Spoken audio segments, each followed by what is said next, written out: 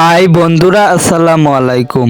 আমি তারেক, স্বাগতম আপনাদেরকে তারেক মোটিভেশন অ্যান্ড ব্লগে। আশা করি সবাই ভালো আছেন।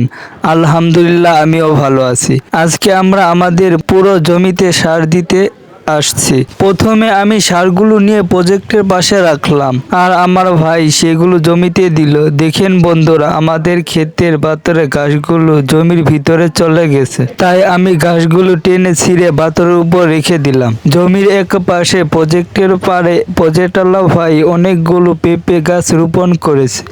মাশাআল্লাহ, গাছগুলো অনেক পেঁপে ধরেছে, যা দেখতে দারুণ লাগছে। আমাদের জমির ভেতরে একটা বুরুং পাতা হয়েছিল।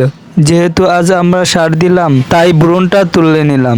এখন সেটা নিয়ে যাচ্ছি বাড়িতে গিয়ে আপনাদেরকে দেখাবো কতগুলো মাছ উঠেছে। তো চলুন দেখি। বাড়িতে এসে বুরুং থেকে মাছগুলো বাহির করিলাম। মাশাআল্লাহ, অনেকগুলো মাছ উঠেছে। এই মাছগুলো পেঁয়াজ মরিচ দিয়ে চচ্চড়ি খেলে দারুণ স্বাদ হয়। তো বন্ধুরা, আজকের মতো ভিডিওটা এখানেই শেষ করছি।